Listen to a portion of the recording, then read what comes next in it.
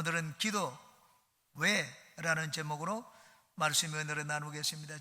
주간에 우리는 선교사님들을 초청해서 여러 말씀을 들었습니다. 그런데 모든 선교사님들이 다 기도에 대해서 강조하시는 것을 느꼈습니다. 인도네시아 한치환 선교사님은 새벽 2시에 일어나서 확성기를 통해서 온 마을 사람들에게 기도를 들려줌으로써 새벽을 깨운다고 하셨습니다. 미국의 김여한 목사님은 기도 양이 차게 되면, 때가 되면 이제는 하나님의 역사가 일어난다는 말씀을 하셨습니다. 그래서 우리는 1만 명 영혼을 위해서 기도하는 것 다시 한번 낙담하지 말고 아주 이 꺼져가는 불씨를 지펴야 되겠다 하는 그런 다짐을 했었습니다. 우리 순복음교회는 특히 기도를 강조합니다. 저는 처음 신앙생활을 할 때 조영기 목사님에게 들은 말씀이 지금도 생생하게 기억이 납니다. 평신도는 하루 1시간, 주의 종은 하루 3시간 기도해야 된다고 말씀을 하셨습니다. 성경은 우리에게 말씀을 합니다. 쉬지 말고 기도하라. 그런데 왜 기도해야 됩니까? 오늘은 이 한나의 이야기를 통하여 우리가 왜 기도해야 하며 기도가 우리의 삶에 왜 필요한지에 대해서 같이 살펴보고 은혜를 나누겠습니다. 3가지를 말씀드립니다. 첫째, 하나님이 우리에게 원하시는 삶은 편안한 삶이 아니라 기도하는 삶이기 때문입니다. 일반적으로 사람들은 편안한 삶을 추구합니다. 학자들은 말합니다. 종교가 만들어진 것은 마음의 평안을 얻기 위해서라고 말을 합니다. 왜 하나님을 믿느냐고 물어보면 마음의 평안을 위해서 하나님을 믿는다, 그렇게 말하는 사람들이 많습니다. 그런데 성경은 우리에게 보여주기를 편안한 삶을 사는 것이 우리가 하나님을 믿는 그 신앙의 목적이라고 말씀을 하고 있지 않습니다. 하나님은 우리가 편안한 삶을 사는 것보다 기도하며 살기를 원하십니다. 한나는 그 삶이 참으로 평안했습니다. 하나님을 잘생기는 믿음의 남편을 만났습니다. 남편의 사랑을 듬뿍 받았습니다. 아내를 종처럼 부리는 남편이 아니라 아내 마음이 아플 때 쓰다듬어주고 어루만져주고 위로해주는 남편이었습니다. 여인으로서 마음씨 좋은 남편과 결혼하여 남편의 사랑을 듬뿍 받고 사는 것보다 더 큰 행복이 어디에 있겠습니까? 한나가 바로 그런 복을 받았습니다. 그런데 하나님은 한나가 세상의 복된 환경에서 만족하며 살도록 내버려 두지 않았습니다. 한나의 삶에 한 가지 부족한 것이 있도록 만드셨습니다. 그것은 자녀를 주시지 않은 것이었습니다. 한나가 자녀를 갖지 못한 것은 한나와 그 남편 엘가나의 문제가 아니었습니다. 그것은 한나와 하나님 사이의 문제였습니다. 5절을 보시기 바랍니다. 한나에게는 갑절을 주니 이는 그를 사랑함이라. 그러나 야훼께서 그에게 임신하지 못하게 하시니. 엘가나에게 문제가 있어서 임신하지 못한 것이 아니었습니다. 두 사람의 사랑이 부족해서 자녀를 갖지 못한 것도 아니었습니다. 하나님이 한나에게 자녀를 주시지 않았습니다. 그것은 하나님이 한나를 향하여 가지신 계획 때문이었습니다. 게다가 둘째 부인인 버닌나가 남편의 사랑을 독차지하는 한나를 시기했습니다. 그래서 자녀를 낳지 못하는 한나를 조롱하고 자극을 하고 격분시켰습니다. 심지어는 성전에서 제사를 드리고 예배를 드리는 그 장소에서까지 한나를 조롱하고 업신여겼습니다. 7절을 보시기 바랍니다. 매년 한나가 야훼의 집에 올라갈 때마다 남편이 그가 체함에 버닌나가 그를 격분시키므로 그가 울고 먹지 아니하니. 한나는 마음이 아프고 괴로워서 견딜 수가 없었습니다. 그래서 하나님 앞에 나가서 통곡하며 기도했습니다. 10절입니다. 한나가 마음이 괴로워서 야훼께 기도하고 통곡하며. 한나의 이 사건은 하나님이 우리에게 진정 원하시는 것이 무엇인지를 보여주고 있습니다. 우리가 편안하게 세상의 것으로 만족하며 사는 것이 아니라 하나님 앞에 무릎 꿇고 기도하며 사는 삶이 하나님이 원하시는 삶이라는 것을 보여주고 있습니다. 여인으로서 어떻게 보면 한나는 부족함이 없는 삶을 살았습니다. 자녀가 없는 것이 흠이었지만 남편은 그렇기 때문에 10아들 이상의 사랑을 이 아내 한나에게 베풀었습니다. 세상적으로 볼 때 부족함이 없는 삶이었습니다. 그런데 하나님은 한나가 그런 행복한 삶 가운데 살도록 내버려 두지 않았습니다. 하나님 보시기에 진정한 행복한 삶은 따로 있었기 때문입니다. 그래서 하나님은 버닌나를 통하여 한나의 옆구리를 계속 찔렀습니다. 그 마음에 상처가 되는 말을 듣게 했습니다. 그것은 한나가 하나님 앞에 무릎 꿇기를 원하셨기 때문입니다. 하나님 앞에 무릎 꿇지 않고 내가 모든 것을 다 얻었다 해도 그것은 결코 행복한 삶이 아닙니다. 우리가 예수님을 믿으면 주님께서는 우리에게 행복을 주십니다. 마음의 평안도 주시고 삶의 여주도 주시고 복을 주십니다. 그런데 우리가 그럴 때 잊지 말아야 될 것이 있습니다. 그것은 하나님 앞에 무릎을 꿇는 삶입니다. 하나님께서 우리 인생에 가시를 주시는 것은 우리가 하나님 앞에 무릎을 꿇고 살기를 원하시기 때문입니다. 어떤 사람에게는 그것이 육체의 질병이기도 하고, 어떤 사람에게는 자녀의 문제, 가정의 문제이기도 하고, 어떤 사람에게는 물질의 문제, 사업의 문제이기도 합니다. 바울 사도는 주의 종으로서 큰 능력을 행사했습니다. 그런데 그 몸에 육체의 가시가 있었습니다. 바울 사도는 그 육체의 가시가 떠나가도록 3번이나 하나님께 기도했습니다. 그런데 하나님은 그것을 들어주시지 않고 없애주시지 않았습니다. 왜냐하면 하나님은 그 육체의 가시 때문에 바울 사도가 늘 하나님께 엎드리기를 원했기 때문입니다. 육체의 가시 없이 바울 사도가 기도를 적게 하고 막 나가서 복음을 전하는 것, 그건 바울 사도의 생각이었습니다. 그렇지만 하나님의 생각은 그렇지 않았습니다. 하나님은 바울 사도가 사역을 적게 하더라도 덜 하더라도 늘 하나님 앞에 나와서 무릎을 꿇고 하나님께 기도하기를 원하셨습니다. 그래서 바울 사도에게 육체의 가시를 그냥 남겨두셨습니다. 우리는 하나님이 나에게 진정으로 원하시는 것이 무엇인지 올바로 알아야 됩니다. 그것은 이 세상에서 평안한 삶이 아닙니다. 우리가 세상에서 높아지고 영광스러운 자리에 올라가는 것, 그것 하나님이 원하시는 것이 아닙니다. 아담과 하와는 막 세상에서 가장 높은 자리에 올라가고 싶었습니다. 하나님과 비길기를 원했습니다. 그런데 그것은 하나님이 원하시는 삶이 아니었습니다. 하나님은 아담과 하와가 늘 하나님을 찾으며 하나님과 대화하며 하나님께 순종하며 살기를 원하셨습니다. 바로 그것이 하나님께 진정으로 영광을 드리는 삶이었습니다. 저는 이번에 우리 교회 선교대회를 치르면서 우리 장로님 한 분에게 이런 말을 들었습니다. 장로님이 최근에 본인이 원하지 않게 어려움을 당하게 되었습니다. 사업을 하다가. 그러면서 제게 이런 말을 하는 것을 들었습니다. 제가 새벽 예배를 잘 드리지 않았더니 하나님이 저에게 기도하기를 원하신다는 것을 이번에 깨달았습니다. 그렇게 말하는 것을 들었습니다. 올바른 깨달음입니다. 하나님은 우리가 하나님께 무릎 꿇고 기도하는 삶을 살기를 원하십니다. 세상에서 얻는 부귀영화는 2차적인 것입니다. 그것은 하나님이 주시기도 하고 하나님이 때로는 가져가시기도 하십니다. 우리가 이 땅에 사는 동안 하나님은 우리에게 완벽한 환경을 주시지 않습니다.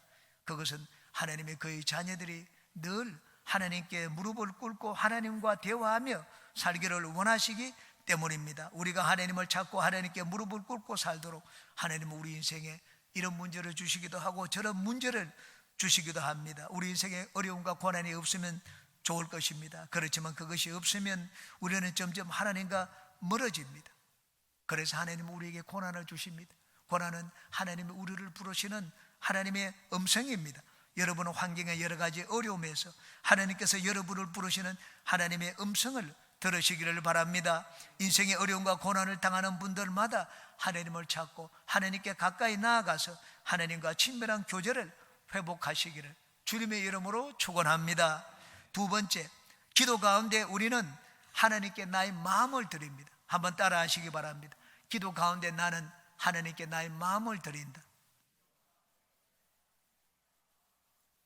하나님이 우리에게 가장 받기 원하시는 것은 나의 마음입니다. 주님 앞에 나와서 주일 성수했습니다. 내가 주님께 시간을 들었습니다. 물질도 들었습니다. 나의 재능도 주님께 드려서 섬겼습니다. 하나님이 우리는 다 그런 것들을 드리지만 하나님은 그것보다 더 우리에게 받기 원하시는 것이 있습니다. 그것은 우리의 마음입니다. 10절을 다시 한번 보시기 바랍니다. 한나가 마음이 괴로워서 야훼께 기도하고 통곡하며, 한나가 하나님께 드린 것은 깨어진 마음이었습니다. 한나가 너무나 애통하여 기도했기 때문에 말이 제대로 나오지 않았습니다. 주위에 있는 사람들이 술이 취해서 주정하는 것처럼 보였습니다.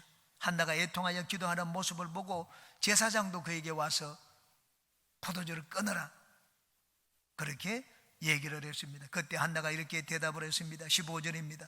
한나가 대답하여 이르되 내 주여 그렇지 아니하니이다. 나는 마음이 슬픈 여자라. 포도주나 독주를 마신 것이 아니요 야훼 앞에 내 심정을 통한 것뿐이오니.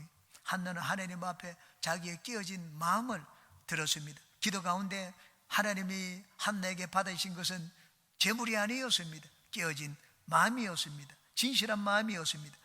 하나님은 우리 인생 가운데 여러 가지 삶의 어려움을 주시기도 합니다. 그 우리 마음을 깨뜨리기 위해서입니다. 마음을 깨뜨려서 내 마음을 받으시기 위해서입니다. 마음이 깨어져서 하나님만 바라보고 하나님께 매달리고 하나님만 바라보는 우리의 마음을 받으시기 위해서 하나님은 때때로 고난도 주시는 것입니다. 하나님이 나에게서 가장 받으시기 원하시는 재물은 나의 마음입니다. 하나님이 원하시면 나의 동의 없이 나의 모든 것을 가져가실 수가 있습니다. 욥의 경우를 보십시오.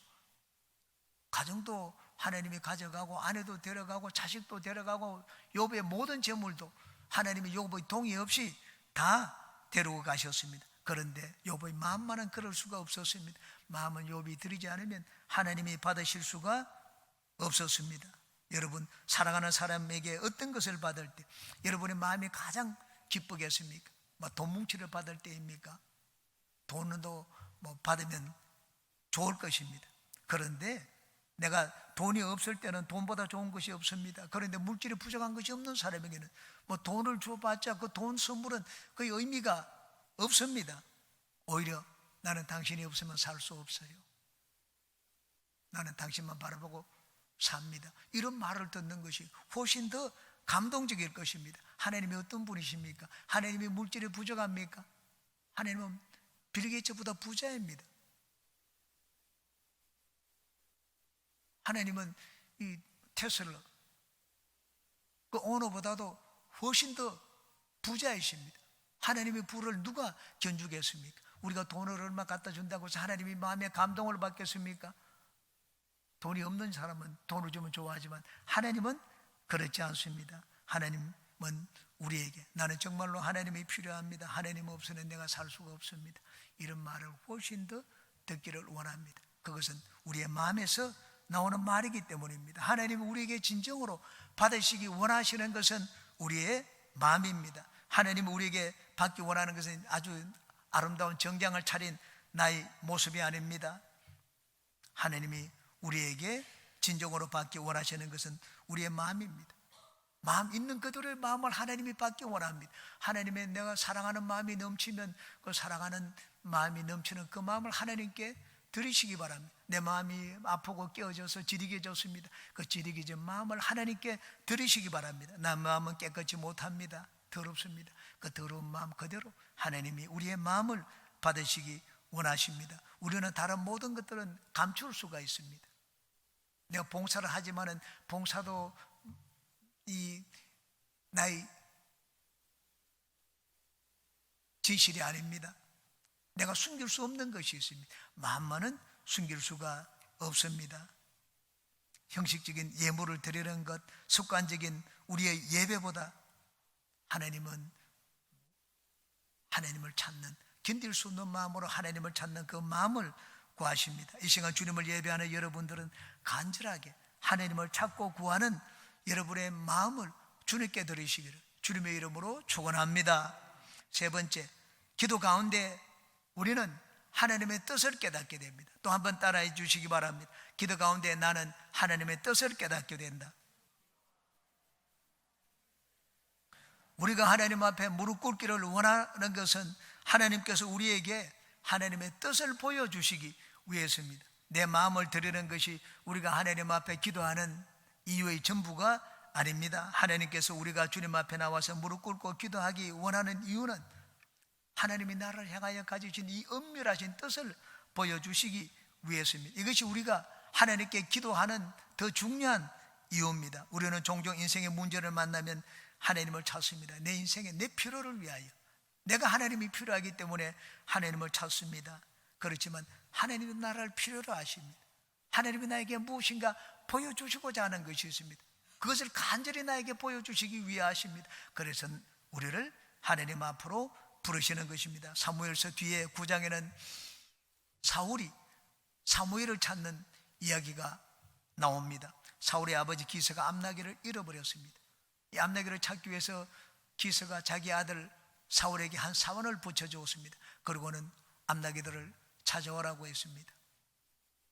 사울이 두루다니며 산과 들을 찾아가지고 이 사원과 함께 암나기를 찾는데 암나기를 찾지를 못했습니다. 그러자 사울이 걱정이 되었습니다. 야, 암나기는 고사하고 아버지가 우리 때문에 걱정을 하겠다. 돌아가자고 했습니다. 그러자 이 사환이 한 가지 건의를 했습니다. 여기 이 성읍에 아주 용한 하나님의 사람이 있는데 그 사람은 신령하기 때문에 무엇이든지 물으면 다 대답을 해줍니다. 그분에게 가서 물어보고 가시는 것이 어떻겠습니까? 그렇게 건의를 했습니다. 그러자 사울이 사울의 말을 듣고 하나님의 사람을 찾으러 갔습니다. 성으로 들어갔습니다. 그 하나님의 사람이 사무엘이었습니다. 사무엘에게 하나님은 이미 그 전날 하나님께서 계시를 보여주셨습니다. 하나님의 보여주시는 계시는 이렇습니다. 사무엘상 9장 16절입니다. 내일 이맘때 내가 베냐민 땅에서 한 사람을 네게로 보내리니 너는 그에게 기름을 부어 내 백성 이스라엘의 지도자로 삼으라. 그가 내 백성을 블레셋 사람들의 손에서 구원하리라. 내 백성의 부르짖음이 내게 상달되었으므로 내가 그들을 돌보았노라 하셨더니, 사울은 암나귀를 찾기 위해서 사무엘 선지자를 찾았습니다. 그런데 하나님은 사울에게 하나님의 다른 뜻을 보여주셨습니다. 사울이 찾는 것과는 비교도 되지 않는 하나님의 어마어마하고 놀라운 계획이었습니다. 우리는 아주 내가 하나님을 찾는 것은 어떻게 보면 사소한 문제일 수가 있습니다. 나에게는 그것이 큰 문제일지 모르지만 하나님이 보시면 그것은 아주 사소한 문제입니다. 하나님이 우리를 부르시는 것은 나를 향하여 하나님이 더 큰 계획이 있고 더 위대한 일을 나에게 행하시기 위해서 하나님이 나를 찾으시는 것입니다. 기도는 내가 하나님과 만나는 곳입니다. 나의 문제를 가지고 기도 가운데 우리가 하나님께 나아가면 하나님도 하나님의 계획을 가지고 나에게 나오십니다. 여러분, 우리가 하나님께 기도할 때 내 문제만 있는 것이 아닙니다. 하나님도 나를 향한 하나님의 계획을 가지고 나옵니다. 이 한나의 문제를 보십시오. 한나는 자녀를 달라고 하나님 앞에 나아갔습니다. 그런데 하나님은 한나를 향하여 더 아주 놀랍고 위대한 계획을 가지고 계셨습니다. 그것은 이스라엘의 지도자를 한나에게 주시는 것이었습니다. 한나는 하나님의 그 뜻을 몰랐습니다. 그러나 너무나 마음이 깨어졌기 때문에 이제는 하나님 앞에 나아갔습니다. 우리가 하나님께 나아가게 되면 하나님은 우리 마음속에 하나님의 뜻을 보여주십니다. 그래서 내가 하나님께 이것을 구하러 나갔다가 이제는 기도의 방향이 달라지게 됩니다. 한나는 단순히 자녀를 달라고 기도하러 나갔다가 이제는 기도의 방향이 달라졌습니다. 하나님, 나는 아들을 내 손에 쥐지 않아도 됩니다. 하나님께서 나에게 자녀를 주시기만 하면 그 자녀를 주님께 바치겠다고 했습니다. 이것이 하나님의 뜻이었습니다. 하나님은 한나에게서 이스라엘의 지도자를 받기를 원하셨습니다. 그래서 오랫동안 한나의 기도를 들으시지 않으셨습니다. 한나가 하나님의 그 뜻을 깨닫고 이제는 하나님 앞에 하나님의 뜻에 합당한 기도를 드리게 되자 하나님은 한나의 태의 문을 열어주셨습니다. 우리가 하나님 기도하지 않고는 나를 향한 하나님의 뜻을 깨닫지 못합니다. 여러분, 머리가 좋다고 해서 하나님의 뜻을 깨닫는 것이 아닙니다. 깊이 묵상한다고 해서 하나님의 뜻을 깨닫는 것이 아닙니다. 하나님 앞에 무릎을 꿇어야 됩니다.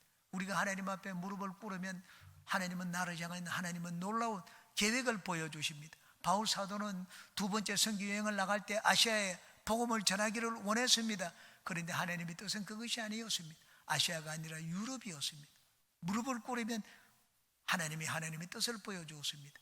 그래서 자꾸 방향을 틀었습니다. 나중에는 도로아까지 갔습니다. 도로아에 이르자 하나님이 환상을 보여줬습니다. 마게도냐 사람 하나가 멀리서 서서 그냥 저 건너편에서 바다를 건너 우리에게 와서 도와달라 하는 그런 손짓을 했습니다. 마게도냐는 이 바울 사도의 생각이 없던 곳이었습니다. 유럽은 안중에도 없었습니다. 그런 이제 기도 가운데 하나님의 뜻을 발견을 했습니다. 이것은 하나님이 우리로 하여금 저리로 건너가서 복음을 전하라고 하시는 하나님의 뜻이다. 그래서 계획이 없던 곳이었지만은 그곳으로 건너갔습니다. 그 앞에는 고생문이 환했습니다. 가자마자 실컷 얻어맞고 빌립보 감옥에 갇혔습니다. 그런데 하나님의 뜻에 순종하여 갔더니 유럽에 놀라운 일이 일어났습니다. 빌립보의 감옥에서 기적이 일어나고 그리고는 고린도까지 내려가서 고린도에 하나님의 놀라운 교회를 세우게 되었습니다. 때로는 우리가 의지가 필요합니다. 하나님의 일을 하는데 여러분 의지가 없으면 무엇을 이루지를 못합니다. 그런데 의지도 중요하지만 하나님 앞에 무릎 꿇는 것은 그보다 더 중요합니다. 왜냐하면 우리가 일을 하더라도 내 뜻대로 하지 않고 하나님의 뜻에 순종하여 일을 해야 되기 때문입니다. 저는 1991년도 카나다 선교사로 갔습니다. 그 유리젠트 신학교에 갔습니다. 영어가 부족했습니다. 저는 늘 엎드려서 영어를 좀 잘하게 해달라고 하나님께 기도했습니다. 그런데 기도했더니만 몇 개월 지나고 난 다음에 하나님이 저에게 다른 마음을 주셨습니다.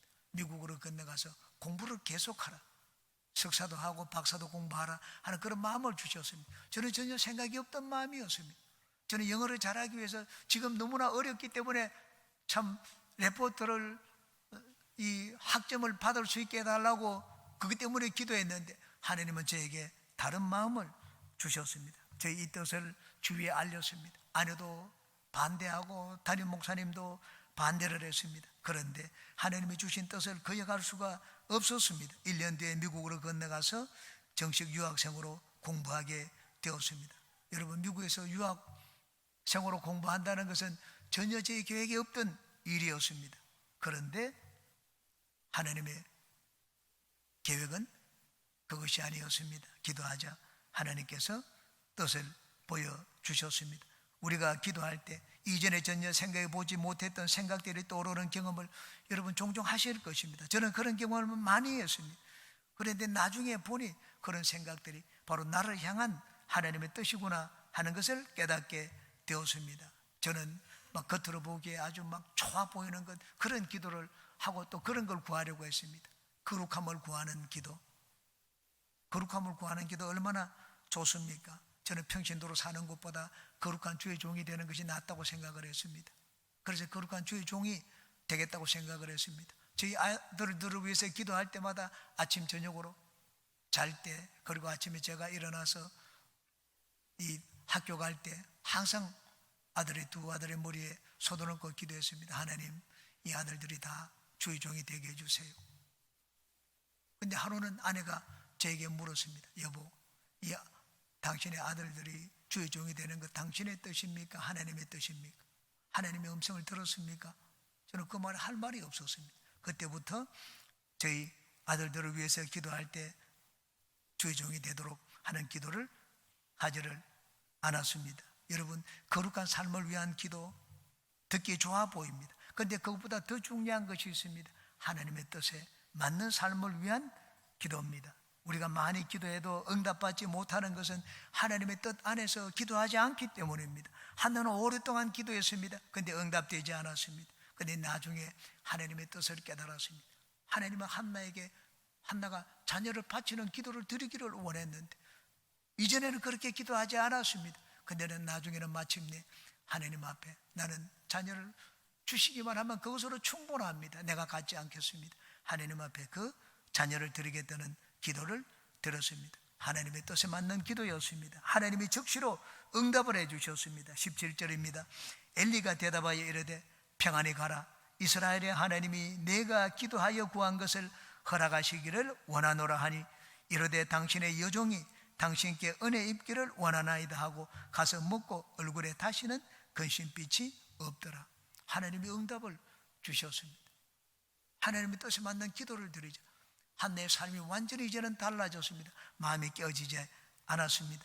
하나님의 뜻에 순종하는 기도가 중요한 것은 하나님의 뜻이 있는 곳에 하나님의 돌보심이 있기 때문입니다. 하나님의 뜻을 깨닫고 그 뜻에 순종하는 기도를 드리는 한나의 기도를 하나님은 즉시로 응답해 주셨습니다. 우리도 마찬가지입니다. 하나님의 뜻에 순종하는 곳에 구원의 길이 있습니다. 여러분은 기도할 때 하나님의 뜻을 깨닫고 발견하며 인생을 살 때 하나님의 뜻 안에서 살아서 하나님이 돌보시고 인도하는 삶을 사시기를 주님의 이름으로 축원합니다.